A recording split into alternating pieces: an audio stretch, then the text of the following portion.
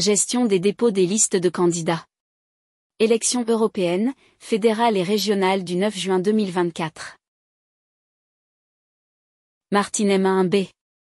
Le module de gestion des dépôts permet au président d'un bureau principal de valider les listes de candidats pour sa circonscription. Pour ce faire, le président de bureau doit effectuer les 4 étapes suivantes. Étape 1. Enregistrement et identification. Étape 2. Gestion du bureau. Étape 3. Gestion des listes. Étape 4. Gestion des arrêts. Étape 1. Enregistrement et identification. Avant tout, vous devez accepter les conditions de traitement de vos données personnelles. Cliquez ensuite sur le logo Sésame. Avant de pouvoir vous connecter, vous devez d'abord introduire votre carte d'identité électronique dans le lecteur de carte de votre ordinateur. Cliquez sur « S'identifier ». Sélectionnez votre certificat et cliquez sur « OK ».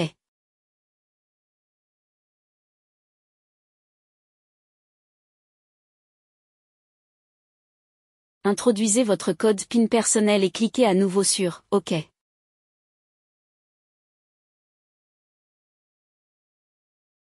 L'écran de configuration du bureau sera affiché.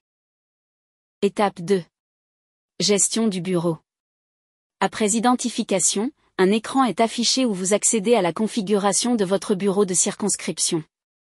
Le système vous permet en tant que président ou secrétaire d'ouvrir ou de fermer l'accès au bureau pour les collaborateurs. Si le bureau est fermé, les autres collaborateurs ne peuvent plus rien modifier. Vous pouvez également compléter les membres du bureau principal par des assesseurs, encodeurs et témoins. Attention, le président et le secrétaire ne peuvent pas être modifiés dans cet écran. Cliquez sur « Ajouter un membre » pour ajouter des nouveaux membres au bureau. Éditez les infos d'identification du membre via cet écran. 2 types de membres peuvent être ajoutés. L'assesseur qui est un membre avec une fonction officielle au sein du bureau. L'encodeur qui est un membre ponctuel pour l'encodage des données. Pour l'assesseur, complétez au minimum le numéro de registre national, le nom et le prénom.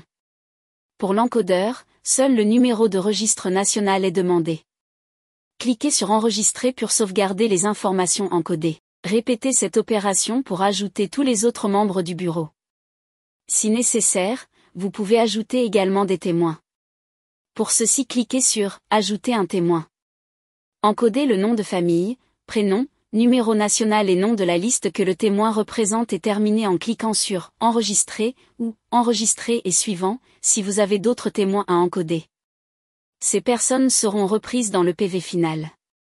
Vous avez aussi la possibilité d'ajouter des remarques complémentaires sur la composition du bureau. Cliquez sur « Confirmer » pour finaliser la configuration du bureau. Vous accédez automatiquement à l'écran de gestion des listes. Il est toujours possible de retourner à l'écran des membres du bureau en cliquant sur le bouton « Gestion du bureau » qui se trouve à droite en haut de l'écran. Testez la signature électronique. Il vous est vivement conseillé de faire un test de signature avec votre carte d'identité électronique. Ceci vous permettra de vous assurer que le jour venu, vous n'aurez pas de problème pour la signature des procès-verbaux d'arrêt.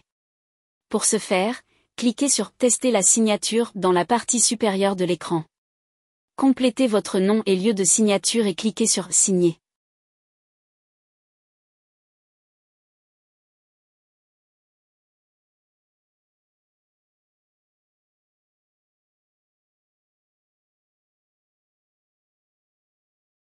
L'écran BOSA de signature électronique s'affiche.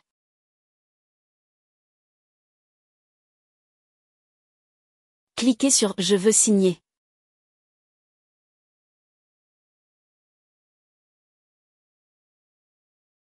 Encodez votre code PIN et cliquez sur « Signer avec l'e-ID ». La signature électronique est vérifiée et le système affiche ensuite le rapport de signature.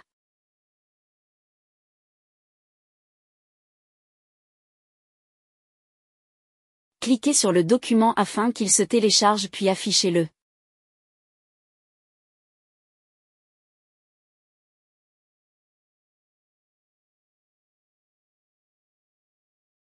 Vous pourrez vérifier que le rapport du test est bien signé. Étape 3. Gestion des listes.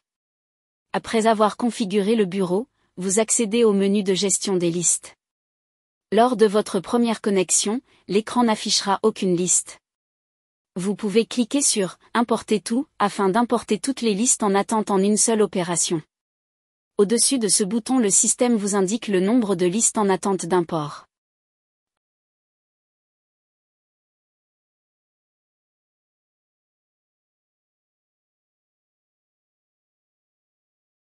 En cliquant sur « Ajouter une liste », vous avez 3 méthodes pour importer des listes.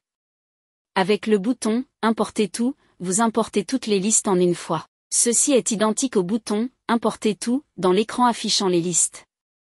Avec le bouton « Importer », vous pouvez importer une liste spécifique. Avec le lien « Créer une liste », vous pouvez encoder manuellement une liste et ses candidats. Quand vous choisissez « Importer », pour importer une liste spécifique qui a déjà été créée et signée par le déposant, le système réclame un nombre en 3 positions. Ce numéro peut être consulté dans le module de visualisation de toutes les listes, M1V. Cliquez ensuite sur « Rechercher ». Une fois la liste retrouvée, vous devez encoder une lettre de dépôt. Cliquez sur « Importer » pour finaliser le processus d'import. Après avoir importé une liste individuellement ou toutes celles en attente, le système envoie automatiquement un email de confirmation d'import au déposant de la liste. Quand vous choisissez « Créer une liste », vous commencez l'encodage manuel d'une liste.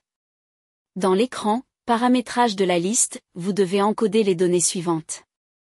Le type de signature de soutien. La lettre de dépôt. Éventuellement un sigle protégé et le numéro d'ordre associé. Si l'encodage ne concerne pas un sigle de liste protégée, il faut alors encoder le sigle et le nom complet de la liste.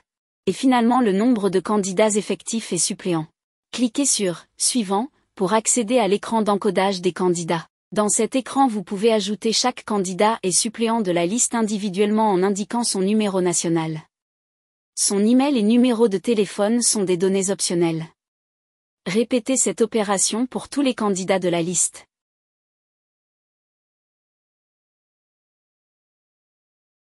Cliquez sur « Valider » pour enregistrer les données. À cet instant, le système effectue un contrôle automatique avec une liaison vers le registre national et importe les données légales des candidats. Pour accéder aux données d'une liste, vous devez cliquer sur l'icône en forme de petite flèche à droite sur la ligne d'une liste. L'écran affiche l'onglet « Validation ». Cet onglet vous affiche éventuellement des messages d'erreur en orange et en rouge.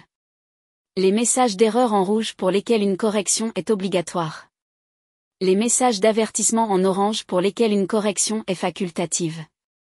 C'est dans cet onglet que vous pourrez prendre position sur la recevabilité de la liste par l'intermédiaire des 2 boutons dans le bas de l'écran. Dans l'onglet « Candidats », l'écran affiche les candidats de la liste, soit effectifs, soit suppléants. En cliquant sur l'icône « Modifier », vous accédez aux données d'un candidat. Si d'application, vous pouvez contrôler le nom et prénom qu'un candidat aurait modifié afin qu'il soit affiché autrement sur la liste que sur sa carte d'identité. Il est aussi nécessaire de vérifier l'affichage de la liste et les candidats qui la composent. Pour cela, cliquez sur « Prévisualiser ».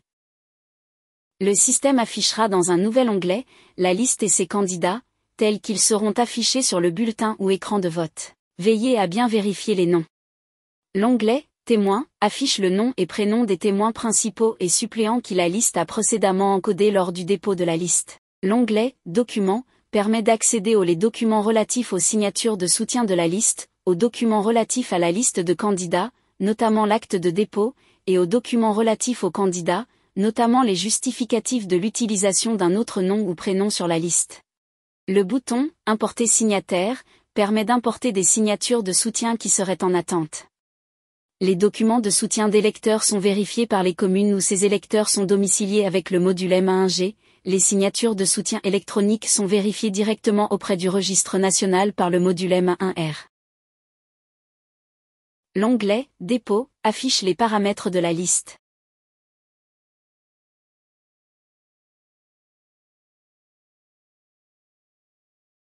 Avant de statuer sur les listes et la création des procès-verbaux, il faut contrôler les listes. Pour ce faire, il faut aller sur l'écran affichant toutes les listes et cliquer sur le bouton « Contrôler les listes ». Le système effectue un contrôle automatique et affiche toutes les erreurs de toutes les listes. En cas de données incorrectes, deux types de messages peuvent apparaître. Des messages d'erreur en rouge pour lesquels une correction est obligatoire. Des messages d'avertissement en orange pour lesquels une correction est facultative. Une fois les erreurs consultées, vous devrez aller dans chaque liste concernée par des erreurs afin de les corriger. Cliquez pour cela sur l'icône en forme de petite flèche à droite sur la ligne de la liste.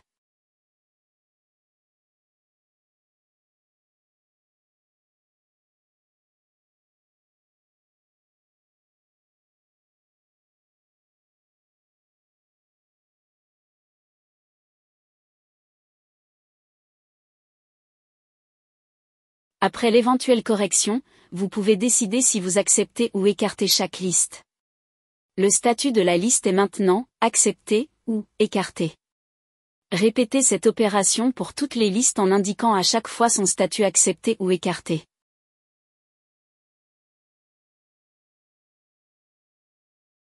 Une fois cette étape terminée, le système permet d'éditer les procès-verbaux des arrêts. Étape 4. Gestion des arrêts. Après l'éventuelle correction des listes et après avoir accepté ou écarté chaque liste, vous pouvez éditer le PV de l'arrêt provisoire. Cliquez pour cela sur le bouton « Éditer ». Une zone d'édition apparaît à l'écran qui vous permet de compléter les champs libres du PV d'arrêt provisoire. Introduisez une croix au niveau des paragraphes ou phrases applicables et complétez avec les informations nécessaires.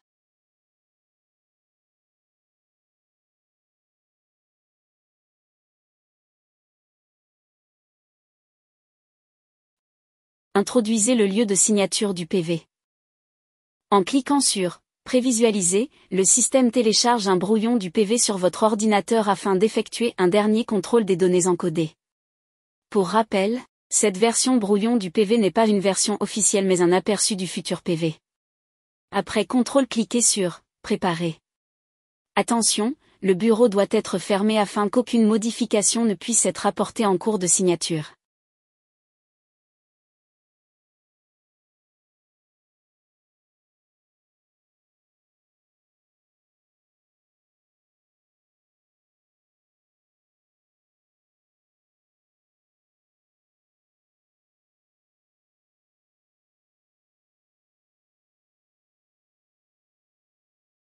Tous les membres du bureau doivent d'abord approuver le PV. Pour cela, cliquez sur l'icône en forme de flèche à droite sur la ligne d'un membre du bureau. Vous devez sélectionner une méthode d'approbation, soit par carte d'identité ou signature à l'écran. La signature à l'écran peut se faire directement sur l'écran du PC car ce dernier est tactile. Effectuez l'approbation par la manière sélectionnée. Répétez cette opération pour chaque membre du bureau.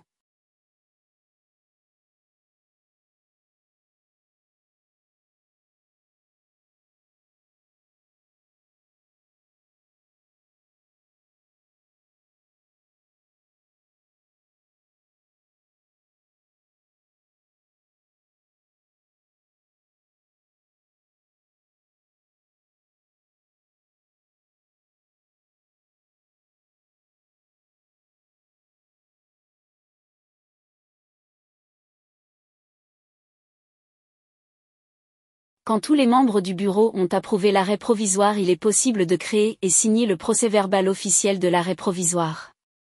Cliquez pour cela sur « Signer ». Le système vous redirige alors vers la plateforme sécurisée du BOSA.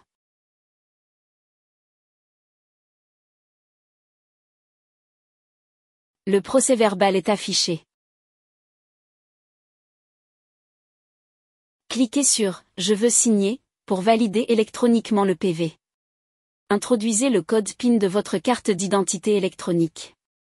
Cliquez ensuite sur « Signer avec eID ».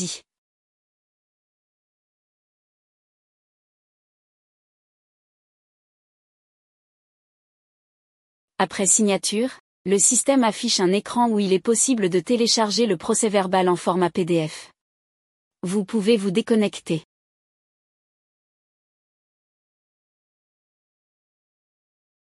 Vous devez vous connecter à nouveau pour effectuer l'arrêt définitif des listes. Ceci se déroule de la même manière que pour l'arrêt provisoire des listes. Une fois connecté, confirmez la composition du bureau principal. Avant de créer le procès-verbal, il est impératif d'attribuer un numéro à chaque liste. Vous devez également indiquer s'il y a appel ou non. Pour éditer le PV de l'arrêt définitif sans appel, le bouton reste sur non. Pour éditer le PV de l'arrêt définitif avec appel, vous devez cliquer pour indiquer oui. Cliquez ensuite sur éditer.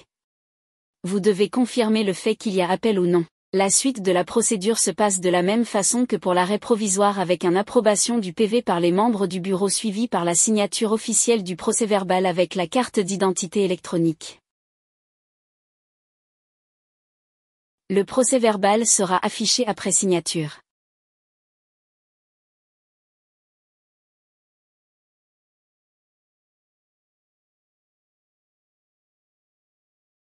En cas d'arrêt définitif avec appel, vous devrez éditer un nouveau procès-verbal de la même façon que précédemment. Une fois ces différentes étapes finalisées, les listes de candidats sont définitivement validées. Plus aucune modification ne sera permise. Les différents procès-verbaux seront affichés que vous pourrez télécharger si nécessaire. Vous pouvez vous déconnecter. Nous vous souhaitons un agréable travail avec M1B. N'hésitez pas à nous contacter si vous avez des questions.